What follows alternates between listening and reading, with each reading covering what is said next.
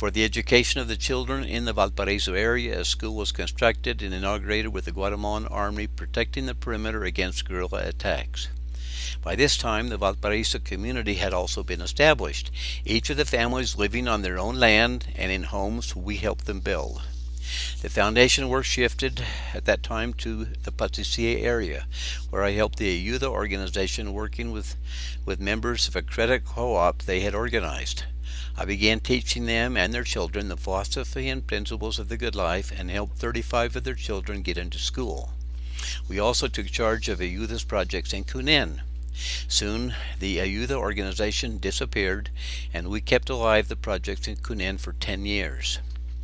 Back in Patricia, a friend, Domingo Solomon, introduced me to the John Paul II School, a school with a Catholic name, supported by a Protestant organization, World Vision, and run by Mormons. World Vision soon exited and we took over, eventually helping them construct their own building, at which time they changed the name.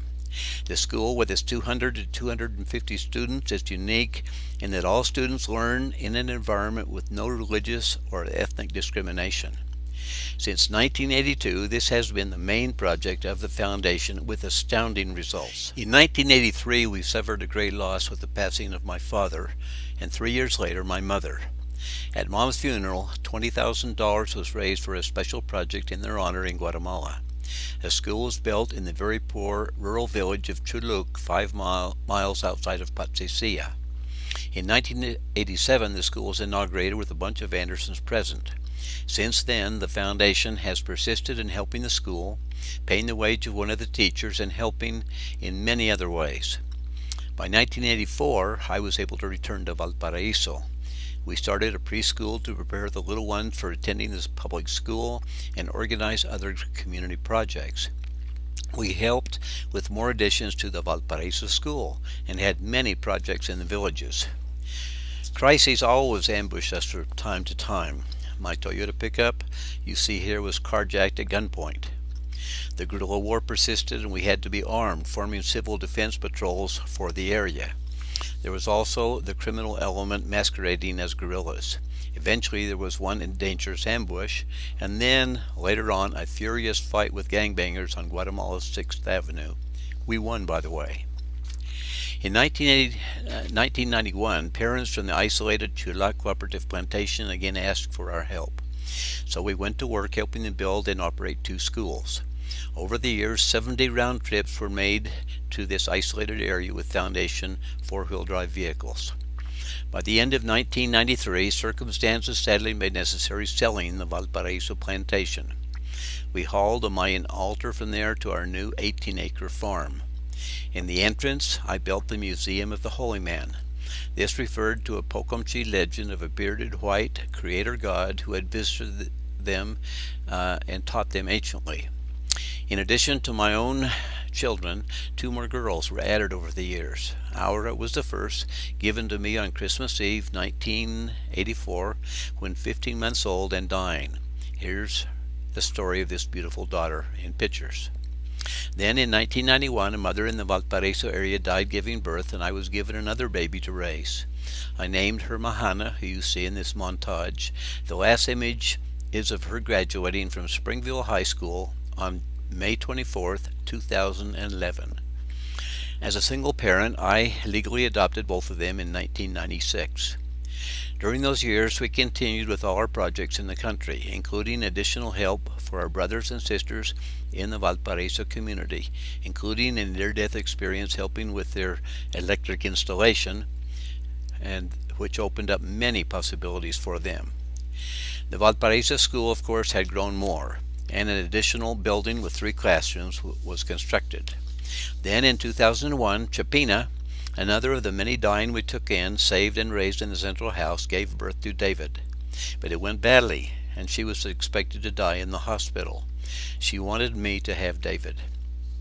For the next month, he slept by my side, and it looked like I would remain in Guatemala to raise another child. But again the miracle happened and Chapina recovered. They live in Cuban, where she supports herself with her business selling used American clothes. My daughter, Aura, lives with her, finishing her university studies as a social worker. By 2002, I decided that it was perhaps time to return to the U.S. with my tail between my legs, as predicted by Sister Cannon in 1967. Great Guatemalans were now supervising most of the projects, and they could do it much more safely than me. Professor Federico Bellis is doing a great job managing the projects in the Alta Verapaz area as a volunteer.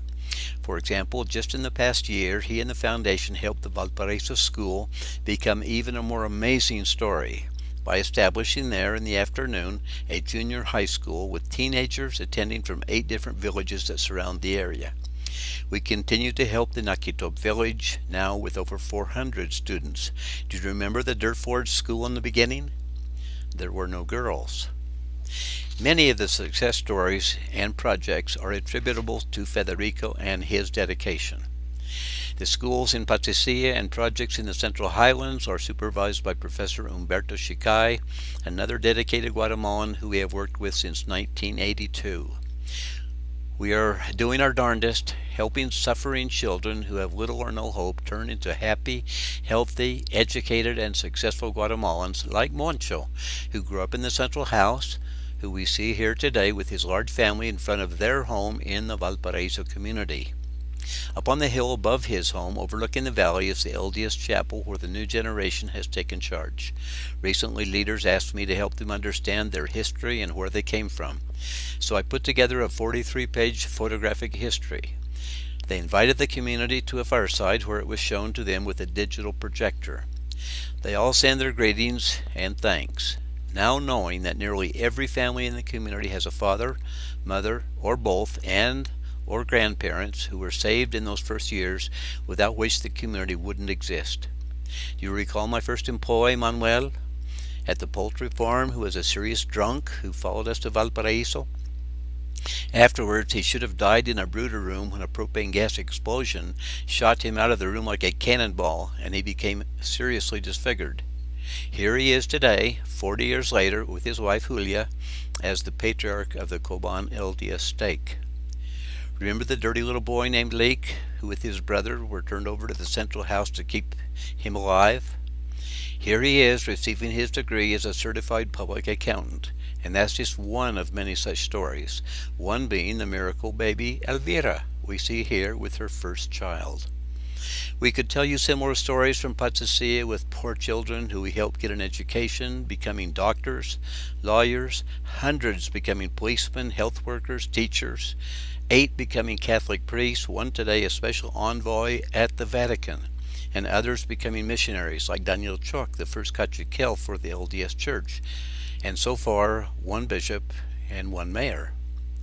Many more such stories could be told, but suffice it to say, this is what we do. Please help us do more.